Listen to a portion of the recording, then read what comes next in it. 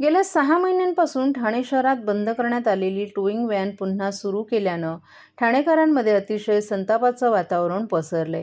शहरात पार्किंग करण्यासाठी सोय नसताना ठाणेकरांवर बेकायदेशीर पद्धतीनं टोईंग व्हॅन लादली जाते. त्यामुळे आधी पार्किंग धोरण राबवा, मग टोईंग व्हॅनचं नाटक करा असा इशारा देत टोईंग व्हॅन बंद करा अशी मागणी शिवसेना उद्धव बाळासाहेब ठाकरे पक्षानं केली आहे. शिवसेना पक्षातर्फे ठाणेकरांच्या वतीनं आज वाहतूक शाखेचे पोलीस उपायुक्त पंकज शिरसट यांना आज पत्राद्वारे निवेदन देण्यात आलं. ही टोईंग व्हॅन पद्धत कायदेशीर असल्याचं उपायुक्त पंकज शिरसाट यांनी सांगितलं. त्यावर काही पदाधिकाऱ्यांनी टोईंग व्हॅन सुरू करण्याचं टेंडर काढलं आहे का, टेंडर प्रक्रिया पारदर्शक पद्धतीनं राबवली का, अशा अनेक प्रश्नांचा भडीमार केला. यावेळी उपायुक्त पंकज शिरसाट यांच्याकडे कोणतंही उत्तर नसल्याचंही दिसून आलं. दरम्यान आम्ही मुदतवाढ दिली आहे असं कारण पुढे करून चालढकल केल्याचं निष्पन्न झालं. ठाणे महापालिका आणि वाहतूक शाखा यांच्या सहमतानं ज्या पद्धतीनं शहरांमध्ये दुभाजक टाकण्यात आल्यानं वाहनं उभी करण्यात अडचणी होत आहे, नागरिकांसाठी ठिकठिकाणी पार्किंगची सोय का उपलब्ध नाही असा सवालही यावेळी करण्यात आला. त्यामुळे पहिलं पार्किंगचं धोरण निश्चित करा. शाळा, कॉलेज, मेडिकल, हॉस्पिटल अशा अतिमहत्त्वाच्या ठिकाणी टोईंग व्हॅन चालवली जाणार असेल तर आमचा विरोध असणार, अशी रोखठोक भूमिका पदाधिकाऱ्यांनी घेतली आहे. आज आपण वाहतूक शाखेच्या उपायुक्तांची भेट घेतली. काय नेमकं भेटीदरम्यान झालं आणि शिवसेनेची भूमिका काय असणार?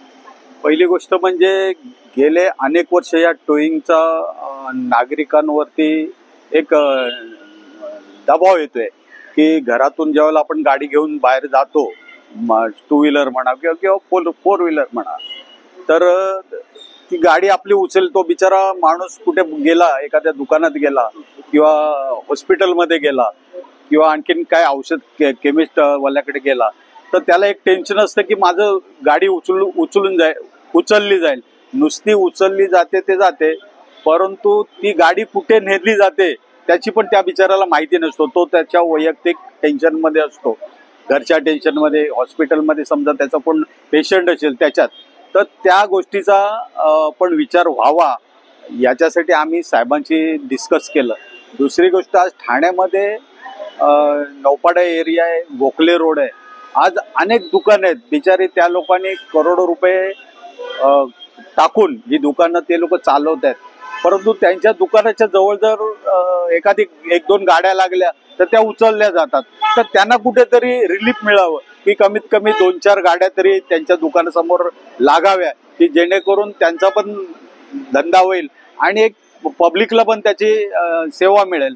तर ह्या गोष्टीची आम्ही त्यांच्याशी चर्चा केली. त्यांनी सकारात्मक त्या विषयावरती आमच्याशी बोलणी केलीत आणि जर त्याच्यातून समजा त्यांनी जर टोईंगला पहिली गोष्ट, आमचा विरोध नाहीये, टोईंग असावी की जेणेकरून कुठे एमर्जन्सी काही गाड्या बंद पडतात किंवा काय त्या उचलण्यासाठी, परंतु पार्किंग केलेल्या गाड्या जर त्रास देत असतील तर त्या उचलणं ते ठीक आहे, परंतु कुठलाही अडथळा नसताना एखाद्या गल्लीत बोळामध्ये किंवा साईडला कोणी गाडी लावली आहे आणि एखाद दुसरी गाडी आहे ती पण उचलली जाते, तर त्याच्यावर कुठेतरी बंदरी यायला पाहिजे. दुसरी गोष्ट, आज शाळेचा वेळ असतो, तर त्यावेळेला सर्व पालक काही आपल्या मुलांना शाळेमध्ये घेऊन येतात, गाडी बिचारे लावतात आणि त्याला रस्ता क्रॉस करून किंवा सोडण्याचा प्रयत्न करतात, परंतु पाठीमागे आले का त्याची गाडी नसते. हे पण कुठेतरी बंद व्हायला पाहिजे. हॉस्पिटल आहे, मला स्वतःला हॉस्पिटलचा असा अनुभव आहे, मी एका माणसाला अटॅक आला म्हणून मी गोडबोले हॉस्पिटलमध्ये त्याला मी ॲडमिट केला, त्याला अटॅक आलेला, त्याला ट्रीटमेंट चालू होईपर्यंत मला अर्धा 1 तास लागला, परंतु मी नंतर बाहेर आलो तर बघतो तर माझ्या गाडीला जामर लावलेला. तिथे त्या पोलिसाला मी सांगितलं की असं आहे, तर त्यांनी मला सगळी उडवाउडवीची उत्तरं दिली.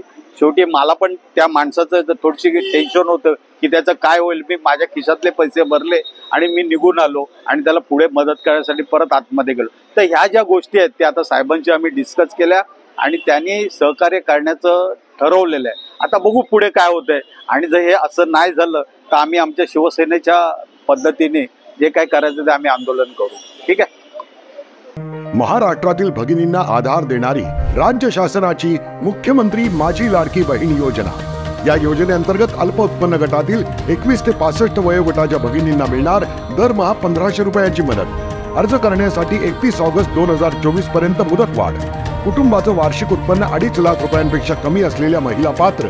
कुटुंबाकडे पिवळं किंवा केशरी रेशन कार्ड असल्यास उत्पन्नाचा दाखला आवश्यक नाही. पांढरं रेशन कार्ड असेल किंवा रेशन कार्ड नसेल तर कुटुंबाचं वार्षिक उत्पन्न 2.5 लाखांपेक्षा कमी असल्याचा दाखला आवश्यक. योजनेसाठीचा ऑनलाईन अर्ज नारी शक्ती दूत ॲपवरून किंवा पोर्टलवर भरता येईल. ज्या भगिनींना ऑनलाईन अर्ज भरता येत नसेल त्यांच्यासाठी अंगणवाडी, ग्रामपंचायत, वॉर्ड ऑफिस, सेतू सुविधा केंद्रामध्ये किंवा आशाताई बचत गटाच्या CRP यांची मदत उपलब्ध. आता आपल्याला अभिमानानं म्हणता येईल, सुखी आणि सुरक्षित आहे माझी लाडकी बहीण. गणेशोत्सवात कोकणात जाणाऱ्या चाकरमान्यांचा प्रवास सुखकर करण्याची ग्वाही खासदार नरेश म्हस्के यांनी दिली होती. त्यांच्या पाठपुराव्यामुळे गणेशोत्सवानिमित्त ठाणे रेल्वे स्थानकात कोकण रेल्वेच्या तिकिटासाठी 2 अतिरिक्त आरक्षण खिडक्या सुरू होणार आहेत. खिडक्यांची संख्या वाढल्यानं गणेश भक्तांची वेळ आणि रांगेत उभे राहण्याची दमछाक कमी होणार आहे. अतिरिक्त खिडक्या वाढवल्याबद्दल खासदार नरेश म्हस्के यांचं कोकण रेल्वे प्रवासी संघटनेने आभार मानलेत. गणेशोत्सव हा कोकणवासियांचा जिव्हाळ्याचा विषय. नोकरी आणि उद्योगधंद्यानिमित्त लाखो कोकणवासीय ठाणे, मुंबई आणि उपनगरात स्थायिक झालेत. कोकणी माणूस जगाच्या कोणत्याही कानाकोपऱ्यात असू द्या, गणपतीला दरवर्षी तो गावी जातोच. गणपतीसाठी बहुसंख्य कोकणवासीय कोकण रेल्वेचा पर्याय निवडतात. मात्र आरक्षण खिडक्यांची नगण्य संख्या आणि लांब रांग यामुळे कोकणवासीय मेटाकुटीला येत आहेत. हीच बाब लक्षात घेऊन कोकण रेल्वे प्रवासी संघटनेनं ठाणे रेल्वे स्थानकात आरक्षण तिकीट खिडक्या वाढवण्याची मागणी गेल्या 4 वर्षांपासून लावून धरली होती. खासदार म्हणून निवडून आल्यानंतर संघटनेनं ही मागणी नरेश म्हस्के यांच्याकडे करताच अवघ्या काही तासातच हा प्रश्न मार्गी लागलाय. खासदार नरेश म्हस्के यांनी मध्य रेल्वेकडे 7 मे रोजी या संदर्भात पत्रव्यवहार केला होता. या पत्राची तातडीनं दखल घेत 2 जून रोजी मध्य रेल्वेचे अप्पर मंडल रेल प्रबंधक तरुण कुमार यांनी पत्राद्वारे 2 अतिरिक्त आरक्षण तिकीट खिडक्या ठाणे रेल्वे स्थानकात सुरू करत असल्याची माहिती दिली. 20 जून 2025 ते जुलै 2025 या दरम्यान या 2 अतिरिक्त आरक्षण खिडक्या सुरू राहणार आहेत. सध्या 4 आरक्षण खिडक्या कार्यरत असून 2 अतिरिक्त खिडक्या सुरू होणार आहेत. 6 आरक्षण खिडक्यांमुळे आता कोकणवासियांचा वेळ वाचणार असून रांगेत जास्त वेळ ताटकळत राहावं लागणार नसल्यानं प्रवासी संघटनाने आनंद व्यक्त केलाय. आपल्या खासदारकीच्या पहिल्याच टर्ममध्ये खासदार नरेश म्हस्के यांनी अनेक रेल्वेविषयक प्रश्न मार्गी लावले असल्याबद्दल रेल्वे प्रवासी संघटनेनं समाधान व्यक्त केलंय.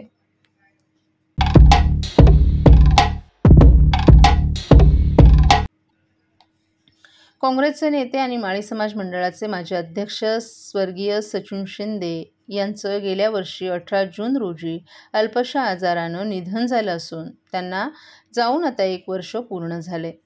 6 जून रोजी तिथीप्रमाणे त्यांचा प्रथम पुण्यस्मरण दुपारी 12 ते 2 या वेळेत राज हॉल कॉपिनेश्वर मंदिराच्या बाजूला आयोजित करण्यात आला होता.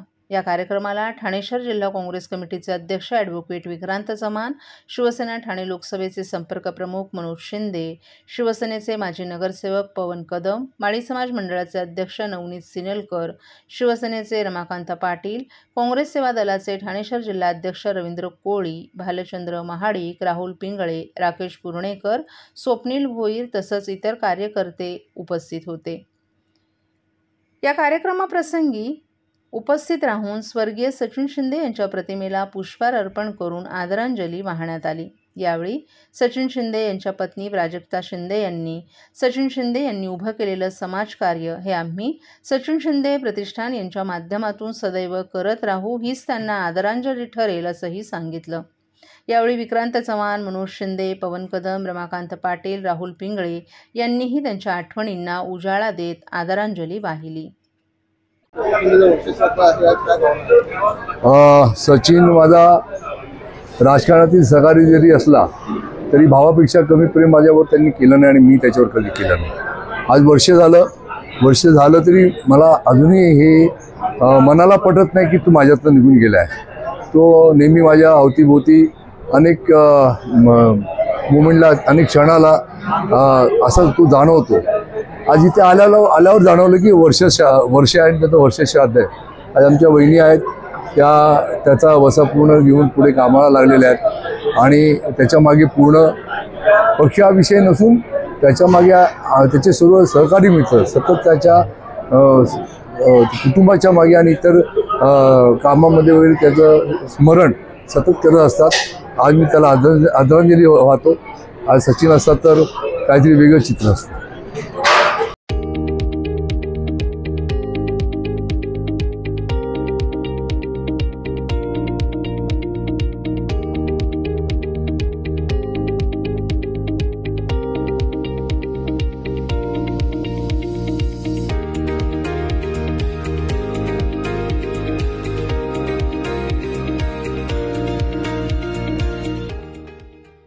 गोवा येथून छुप्या मार्गानं महाराष्ट्रात विक्रीसाठी आणलेला सुमारे 30 लाख रुपयांचा विदेशी दारूचा साठा ठाणे गुन्हे शाखा घटक 1च्या पथकानं जप्त केलाय। या कारवाईत 4 आरोपींना अटक करण्यात आली आहे।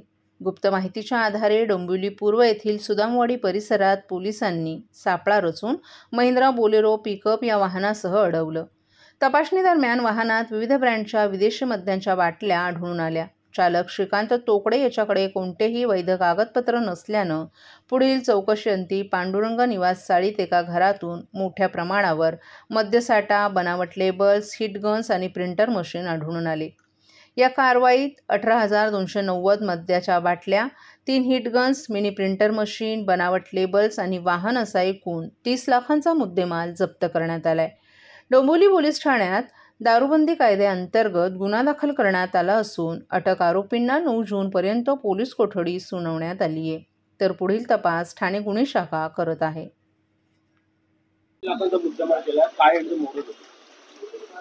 गुन्हे शाखा ठाणे शहरचे घटक 1चे इंचार्ज सचिन गायकवाड यांना गोपनीय माहिती मिळाली होती की डोंबिवली पोलीस स्टेशनच्या हद्दीमध्ये नेरुळकर रोड सुदामवाडी या ठिकाणी गोवा येथे बनवली जाणारी विदेशी दारू जी महाराष्ट्रामध्ये विक्रीसाठी ज्याला बंदी आहे असे दारूच्या बॉटल्स त्या ठिकाणी आणून त्याचं लेबल, त्याचं पॅकिंगचं जे मटेरियल आहे ते सर्व चेंज करून महाराष्ट्रामध्ये विक्रीसाठी असलेले जे अधिकृत लेबल आहे ते त्याच्यावर लेबल आणि रिपॅकिंग करून त्याची विक्री महाराष्ट्रामध्ये बऱ्याच ठिकाणी त्या दारूची विक्री होत आहे अशी माहिती त्यांना मिळाली होती। त्या अनुषंगानं घटक 1चे इंचार्ज PI सचिन गायकवाड यांनी ACP शेखर बागडे यांच्या मार्गदर्शनामध्ये त्याचबरोबर PSI घुगे आणि त्यांच्या टीमने त्या ठिकाणी जाऊन छापा कारवाई केली, ज्यामध्ये घटक 1च्या टीमला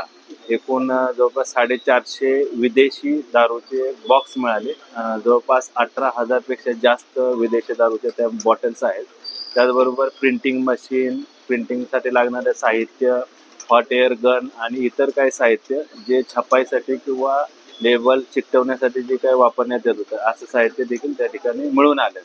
जवळपास 50 लाखाचा अंदाजे 50 लाखाचा मुद्देमाल त्या ठिकाणी जप्त करण्यात आला आहे। त्यामध्ये एकूण 4 आरोपी अटक करण्यात आलेले आहेत। त्या आरोपींना मान्य न्यायालयासमोर हजर केलं असं त्यांना 9 तारखेपर्यंत पोलीस कस्टडी रिमांड मिळालेला आहे।